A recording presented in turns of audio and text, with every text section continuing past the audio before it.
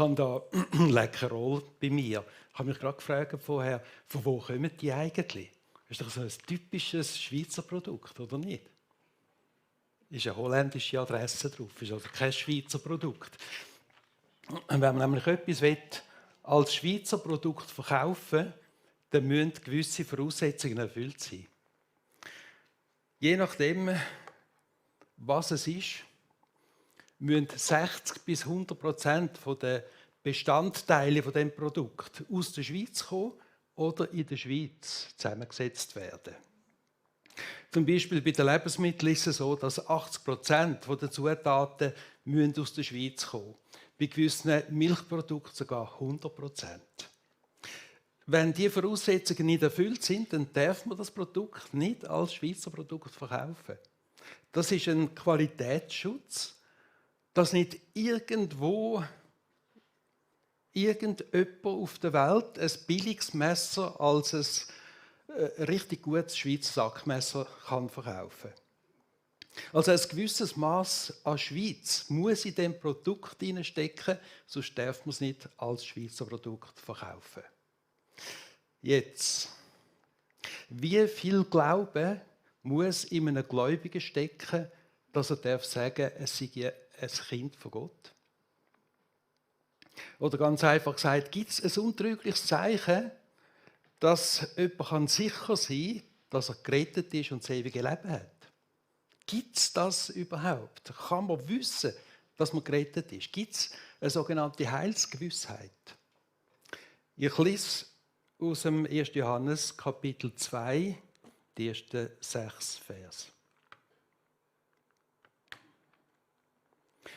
Meine Kinder, dies schreibe ich euch, damit ihr nicht sündigt. Und wenn jemand sündigt, so haben wir einen Fürsprecher bei dem Vater, Jesus Christus, der gerecht ist. Und er ist die Versöhnung für unsere Sünden, nicht allein aber für die unseren, sondern auch für die der ganzen Welt. Und daran merken wir, dass wir ihn kennen, wenn wir seine Gebote halten.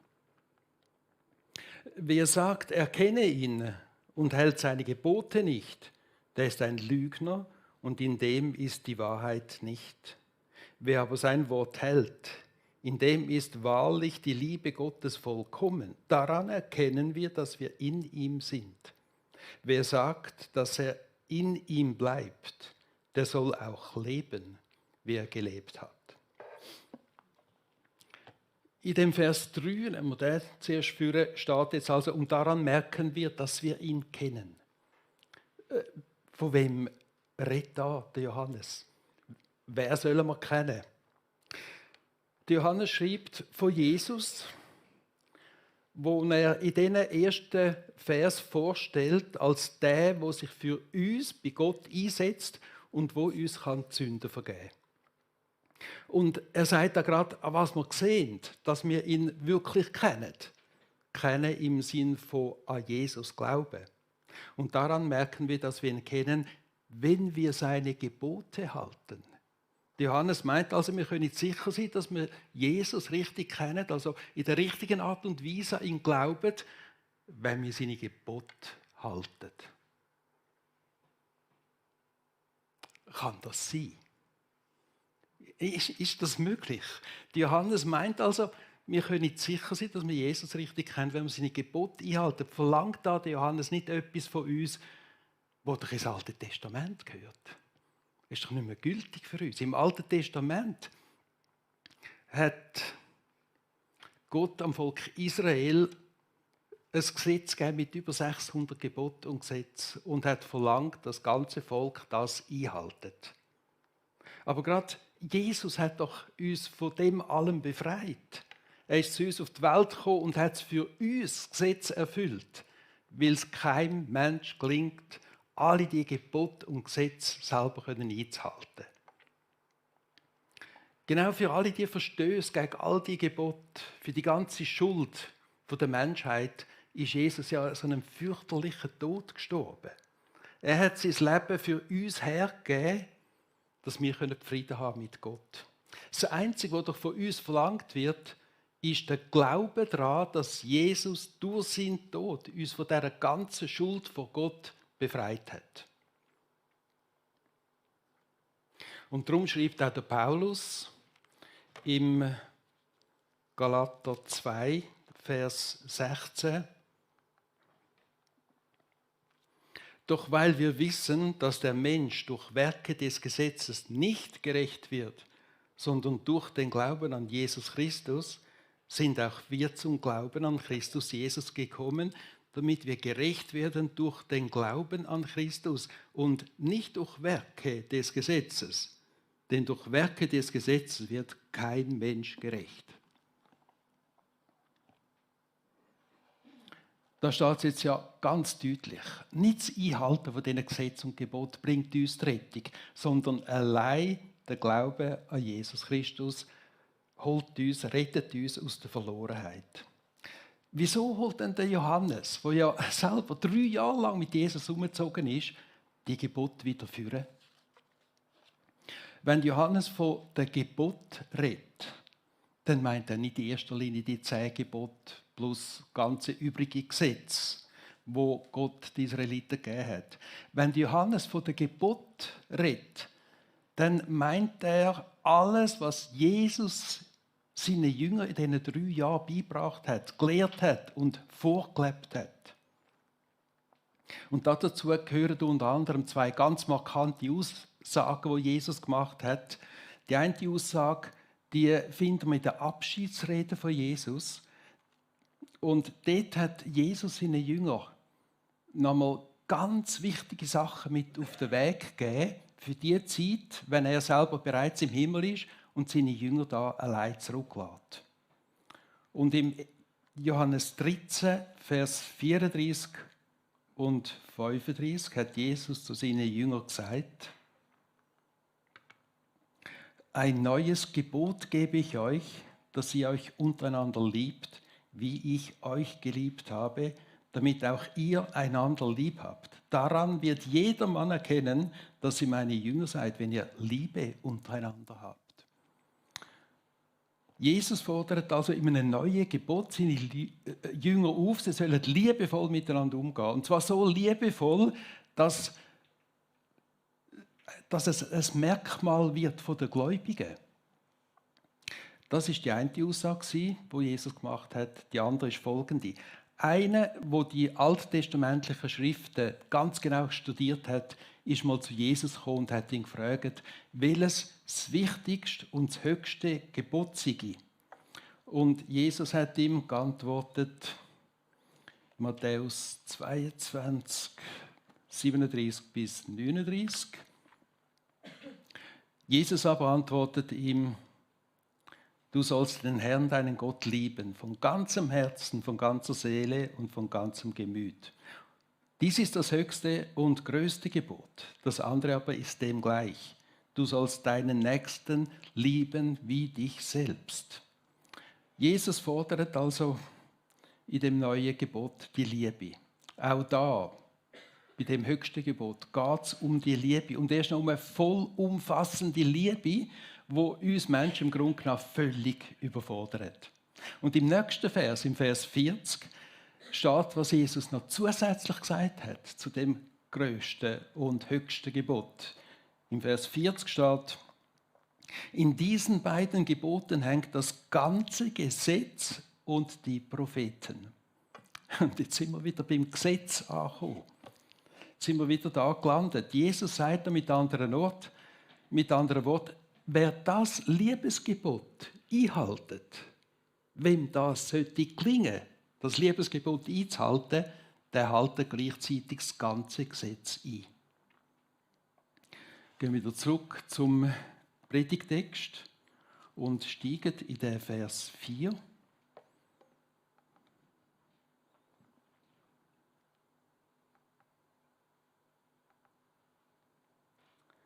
Wer sagt, ich kenne ihn und hält seine Gebote nicht, der ist ein Lügner und in dem ist die Wahrheit nicht. Der Vers 4 sagt eigentlich genau das Gleiche aus wie der Vers 3, nur umgekehrt und ein bisschen deutlicher und schärfer. Um was geht es dem Johannes wirklich? Es kann doch nicht sein, dass er uns jetzt wieder zur Gesetzlichkeit überreden will. Wir haben gerade vorher gesehen, nicht sie halten vom Gesetz bringt uns die Rettung, sondern allein der Glaube an Jesus. Im Kern von diesen Versen in unserem Predigtext steht das Erkennen von Jesus und gleichzeitig das Erkennen von all dem, was Jesus für uns und damit für die ganze Welt da hat. Jesus, der Sohn von Gott. Man kann nun wieder sagen, Gott selber hat die Herrlichkeit im Himmel verlassen und ist in Menschengestalt zu uns auf die Erde herabgekommen. Jesus hat ganz genau gewusst, was ihn da auf dieser Welt erwartet. Er hat gewusst, dass sein Leben auf dem Planeten mit grossem Leiden verbunden ist. Und er hat gewusst, dass am Ende von dem irdischen Leben seine eigenen Geschöpfe ihn werden ablehnen, verachten, hassen und sogar umbringen. Und Jesus hat das trotzdem auf sich genommen. Er hat das gemacht. Er hat Ja gesagt zu dem Weg. Was hat ihn dazu angetrieben? Ein unendlich grosser Liebeswille. Die Liebe von Jesus zu uns Menschen ist so groß, dass wir das nicht voll erfassen können. Wenn ich jetzt Jesus erkannt habe, dann erkenne ich mindestens einmal einen grossen Teil von dem Liebeswillen von Jesus. Und wenn ich das erkenne, kann mich das nicht kalt lassen. Wenn ich die Liebe erfahren habe, dass ich durch Jesus meinen ganzen Schuldenberg vor Gott vergeben bekommen habe, dann muss ich doch darauf reagieren. So ein Liebesbeweis ruft doch nach einer Reaktion in mir. Die Liebe von Jesus zieht mich förmlich in seine Gemeinschaft. Da habe ich das Bedürfnis, mein ganzes Leben auf ihn auszurichten. Und dann nehme ich auch seine Gebote ernst, die er den Jüngern damit auch uns gegeben hat. Und wenn wir die Gebote näher anschauen, dann geht es eigentlich immer nur um eins. Das sind die Gebote, die Jesus den Jüngern gelehrt hat. Da geht es immer nur um eins, nämlich um das Gebot der Liebe. Ich lese nochmal Johannes 13, 34 und 35. Ein neues Gebot gebe ich euch, dass ihr euch untereinander liebt, wie ich euch geliebt habe, damit auch ihr einander lieb habt. Daran wird jedermann erkennen, dass ihr meine Jünger seid, wenn ihr Liebe untereinander habt. Das Kennen von Jesus, das ist mehr als Kopfwissen. Also wir können noch so viel aus dem Leben von Jesus kennen und ihn trotzdem nicht richtig kennen. Meine Frau und ich sind im Juni auf einer Israelreise und da haben wir einen einheimischen jüdischen Fremdenführer gehabt und der hat uns ja Details aus dem Leben von Jesus können zitieren, hat können sagen, das ist da und da passiert und da steht übrigens dort und dort in der Bibel. Der weiß alles über Jesus, aber ist beim jüdischen Glauben geblieben. Er hat Jesus nicht als Messias erkannt. Jesus richtig kennen kommt aus dem Zusammenleben, aus der Gemeinschaft mit ihm. Wenn ich mit Jesus meinen Alltag verbringe, dann lerne ich Jesus richtig kennen. Wenn ich mein Leben mit ihm teile und wenn ich mein Leben ihm voll anvertraue. Mit Jesus haben wir nicht einen Gott, der irgendwo weit weg für sich allein wohnt, sondern er lebt unter uns. Er ist uns durch den Heiligen Geist so nahe, dass er selber sagt, er lebe in uns und wir leben in ihm, wenn wir bekehrt sind. Die eifrigsten, grössten und treuesten Fans von einem Fußballstar sind vermutlich so die 4- bis 8-Jährigen. In dem Alter trauen sie am Ronaldo, am Messi, am Neymar, am Jan Sommer und wie die alle zusammen heissen, alles zu. Und hemmungslos laufen die mit dem Mannschaftstrikot von diesen Fußballstars umeinander mit der entsprechenden Nummer auf dem Rücken. Und sie träumen davon, dass auch sie einmal genau so werden wie ihr Idol. Eigentlich wäre genau das die richtige Einstellung für uns gegenüber Jesus. Aber Jesus ist mehr als ein Fußballstar. Jesus ist der Sohn von Gott. Er ist Menschensohn. Er ist der Fürsprecher, der sich Tag und Nacht für uns einsetzt. Er ist unser Erlöser, unser Schöpfer. Jesus selber ist Gott. Und Jesus hat von sich auch gesagt, er sei der gute Hirt. Und als guter Hirt sei er bereit, das Leben für uns herzugeben. Jesus hat das nicht nur gesagt, sondern er hat das auch gemacht.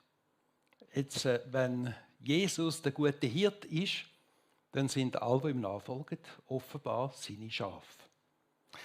Ein Schaf ist jetzt nicht gerade ein sehr heroisches Tier. Also ich kenne keine Herrscherfamilie, die jetzt ausgerechnet das Schaf als ihr Familienwappen, als Wappentier gewählt hat. Wenn schon,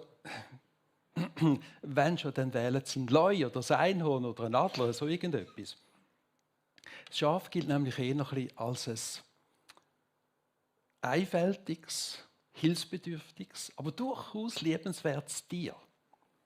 Das Schaf ist vermutlich wie kaum ein anderes Tier wirklich auf einen guten Hirt angewiesen, sonst geht es ihm schlecht.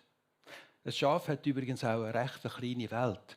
Ein Schaf sieht nur etwa 10 Meter weit scharf und nachher verschwimmt von seinen Augen die Welt. Es frisst alles und kann nicht selber unterscheiden zwischen den guten, gesunden Gräsli und den Gräsli, die ihm nicht gut tun. Der Hirt muss zuerst die giftigen Pflanzen auf der Weide entfernen, dass er seine Schafe mit gutem Gewissen auf die Weide lassen kann. Die Schafe sind auch voll darauf angewiesen, dass ihr Hirt sie vor allen möglichen Gefahren bewahrt. Ein Schaf ist schreckhaft und kann sich auch gegen wilde Tiere nicht selber wehren. Die Schafe sind auch sehr empfindlich gegen Ungeziefer. Der Hirt muss ganz gut aufpassen, dass er seine Schafe frei halten kann von Flügen, Muck und anderen Schmarotzer, sonst drüllen die durch und werden krank. Weiter sind die Schafe noch recht eigenwillig und haben auch oft Spannungen untereinander. Sie können sich auch voll vergessen und einfach so neben raustrampen, bis sie nicht mehr wissen, wo sie sind.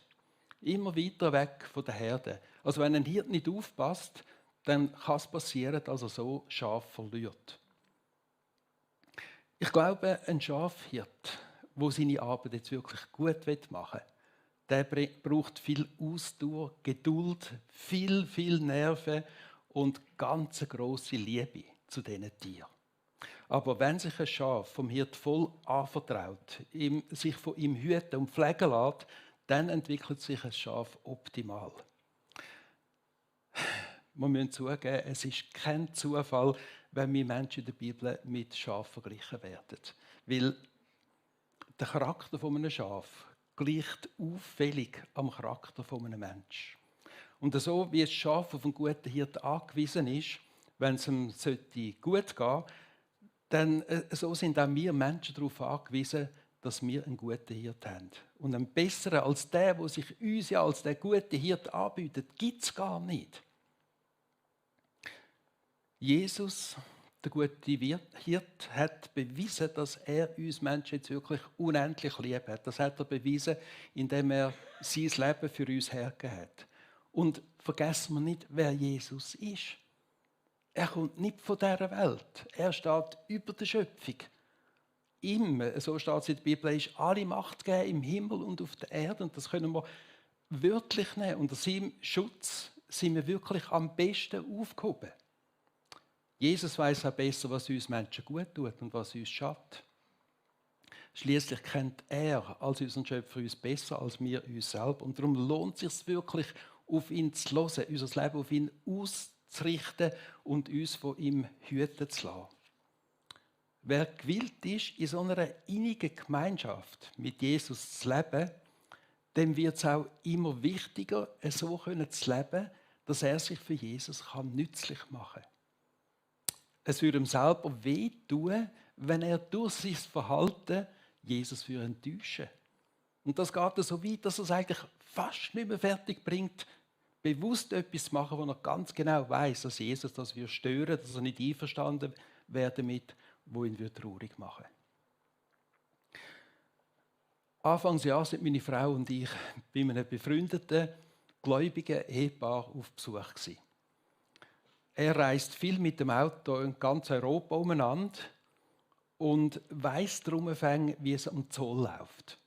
Er sieht sehr harmlos aus, hat auch ein unauffälliges Auto und darum wird er am Zoll praktisch nie kontrolliert. Und darum könnte er eigentlich jedes Mal, wenn er vom Ausland heimkommt, irgendetwas über Grenzen schmuggeln. Wo wir darauf zu reden gekommen sind, hat seine Frau ganz bestimmt gesagt, das könnte mein Mann gar nicht. Etwas über Grenzen schmuggeln, das würde er gar nicht fertigbringen. Seine Beziehung zu Jesus würde es gar nicht zulassen. Merken da. Genau da passiert es. Wenn wir in so einer engen persönlichen Beziehung zu Jesus stehen, dann sind wir von seiner Art so geprägt, dass wir fast nicht anders können, als seine Gebote einhalten. Und das hat dann überhaupt nichts mit Gesetzlichkeit zu tun, sondern mit dieser innigen Beziehung zu Jesus Christus.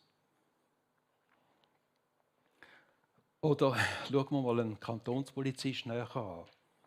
Ein Kantonspolizist leitet einen Eid auf die Verfassung ab vom Kanton.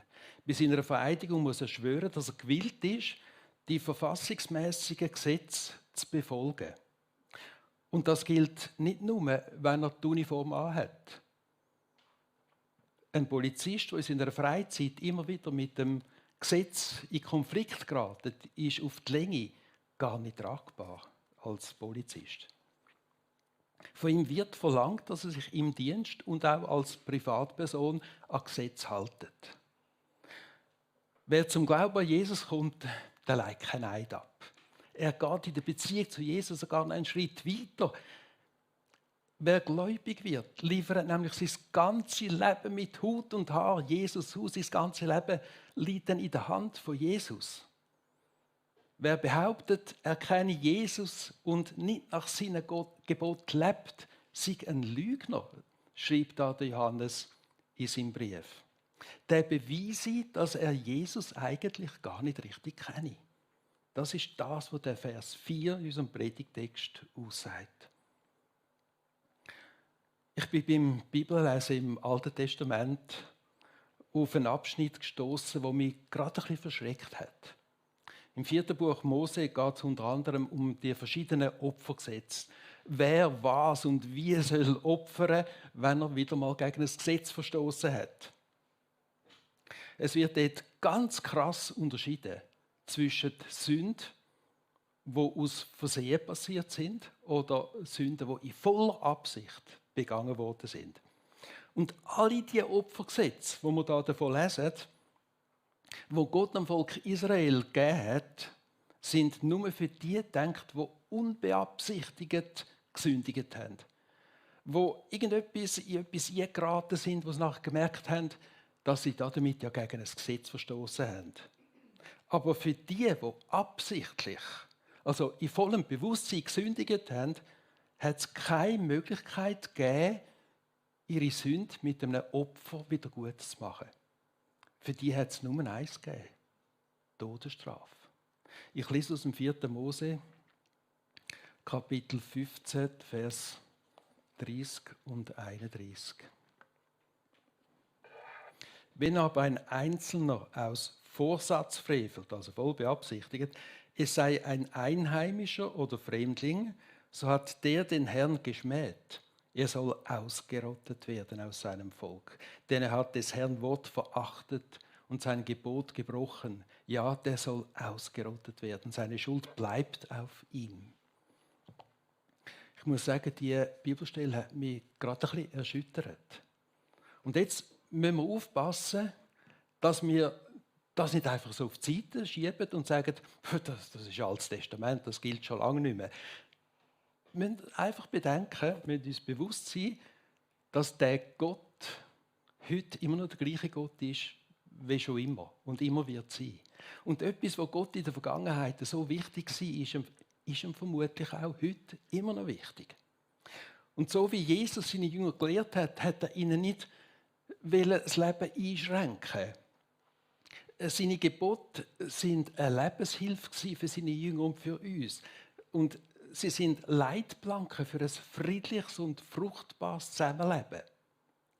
Als moderne Menschen müssen wir einfach aufpassen, dass wir nicht einfach jetzt gewisse Leitplanken aus der Bibel streichen wollen, weil wir das heute halt ein bisschen anders sehen. Jesus hat zum Beispiel ganz eine klare Meinung gegen jede sexuelle Beziehung außerhalb der Ehe. Und da können wir nicht einfach darüber hinweggehen und sagen, wir in unserem liberalen Land sehen das heute jetzt halt ein bisschen anders. Oder auch über das Lügen und Betrügen hat Jesus sich ganz klar geäußert. Da liegt es nicht drin, dass wir beim Ausfüllen von der Steuererklärung halt ein bisschen mogeln, weil das die anderen ja auch alle zusammen machen. Genau das wäre vorsätzlich, in voller Absicht gesündigt. Das spricht Johannes an, wenn er schreibt, dass jemand ein Lügner sei, wenn er sagt, er kenne Jesus, aber gleichzeitig seine Gebote nicht einhalten. Passen wir auf, uns als Kind von Gott auszugeben, wenn wir uns mit voller Absicht über seine Gebote hinwegsetzen wollen. Aber verlangt der Johannes von uns, dass wir alle zusammen jederzeit sündlos leben können?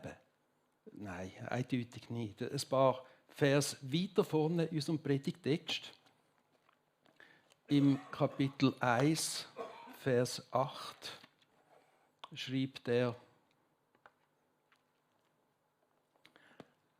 Wenn wir sagen, wir haben keine Sünde, so betrügen wir uns selbst und die Wahrheit ist nicht in uns. Johannes weiß ganz genau, wie wir Menschen sind, wie wir funktionieren. Und wir Menschen, auch wenn wir gläubig sind, sind alles andere als perfekt. Und darum passiert es immer wieder, dass auch wir doch schuldig werden untereinander und gleichzeitig an Gott. Das sind Sünden, die aus Versehen passieren. Aber wenn es doch wieder mal passiert, dass wir in diese Sündenfalle geraten sind, dann sollen wir dazu stehen und das als Sünde bekennen. Und dazu schreibt er im nächsten Vers: Wenn wir aber unsere Sünden bekennen, so ist er treu und gerecht, dass er uns die Sünden vergibt und reinigt uns von aller Ungerechtigkeit. Wichtig ist, dass unsere Beziehung zu Gott und zu Jesus nicht beeinträchtigt ist durch so eine Sünde.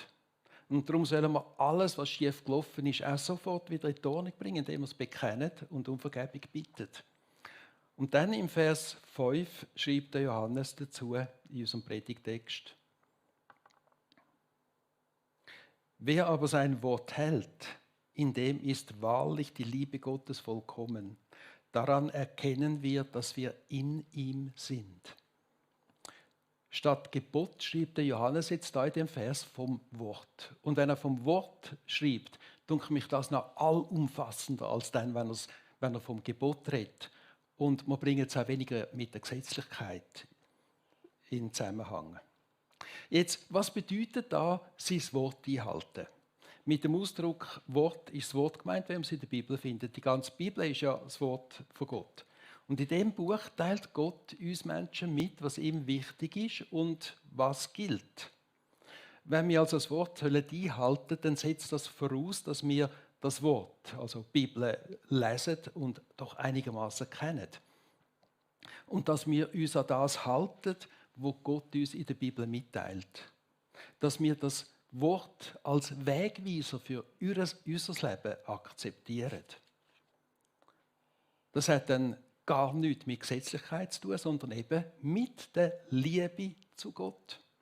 Unser Liebeswille führt dann dazu, dass unser Leben mit dem Gebot von Gott immer besser übereinstimmt.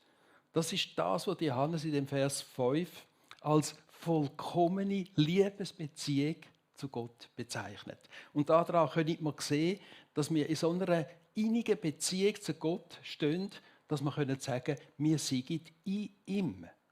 Und das ist genau das, was Jesus schon seinen Jüngern im Hinblick auf Pfingsten versprochen hat. Auch in der Abschiedsrede, Johannes 14, Vers 20, hat er seinen Jüngern und damit auch uns versprochen: An jenem Tag werdet ihr erkennen, dass ich in meinem Vater bin und ihr in mir und ich in euch. Muss ich das mal vorstellen? Die Verheißung gilt allen, die an Jesus glauben.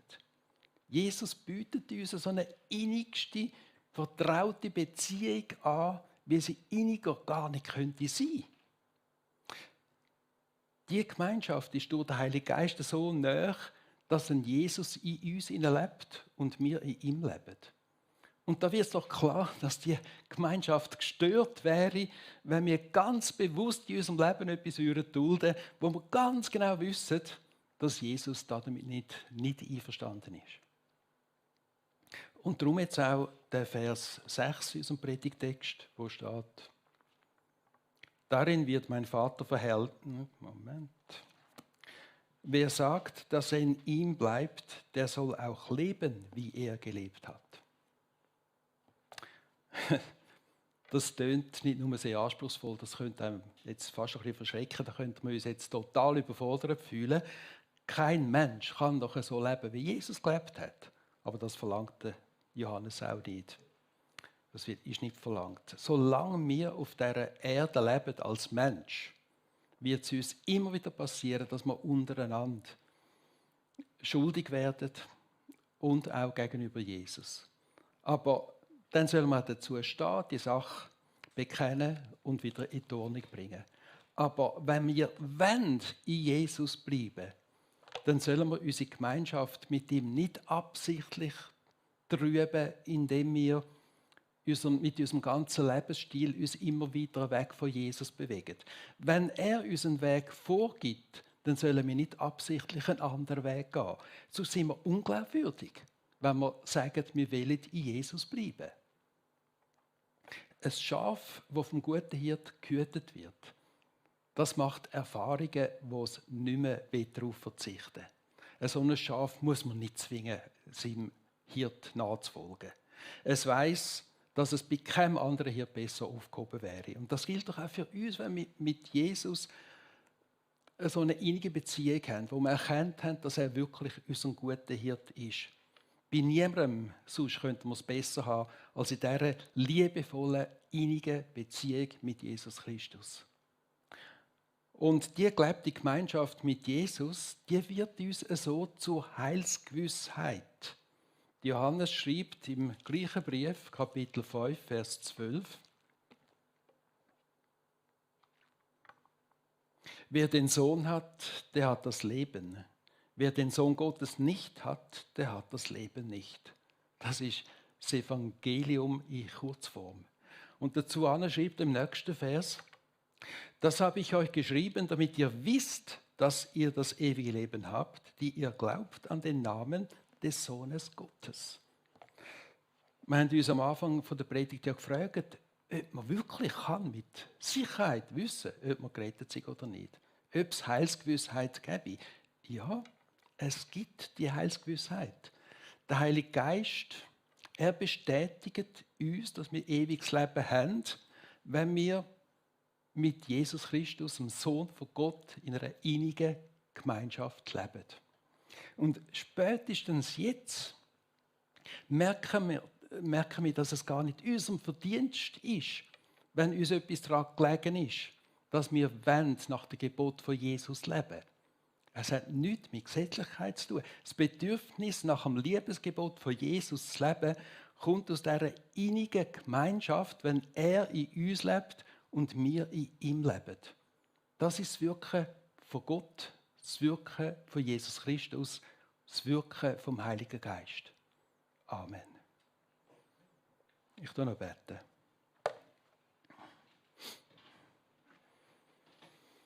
Herr Jesus Christus, du hast wirklich bewiesen, dass du ein würdiger, guter Hirt bist. Was du für uns tun hast, das hat sonst niemand gemacht. Wer so eine Liebe bewiesen hat wie du, der verdient es auch, dass man ihm nachfolgt, dass man auf ihn aufmerksam wird. Und Herr, wir könnten es ja bei keinem anderen Hirt besser haben, als der für uns gestorben ist, der bewiesen hat, indem er sein Leben für uns hingegeben hat, wie sehr viel das ihm an uns gelegen ist. Herr, du hast alles gegeben für uns, dass wir gerettet werden können und dass auf uns eine Zukunft wartet, die lebenswert ist. Bitte hilf uns doch, dass wir die Gemeinschaft mit dir suchen, alles dran setzen, dass wir möglichst eng und innig mit dir zusammenleben können. Lass uns doch entdecken, was das für ein herrliches Leben ist und hilf uns, dass wir ein Zeugnis dürfen sein für dich, auch indem wir Liebe untereinander haben, dass die Liebe ein Kennzeichen wird. Von uns als Einzelmenschen, von uns auch als Gemeinde. Danke für dein Segen, für deine Liebe. Danke, dass du bei uns bist. Amen.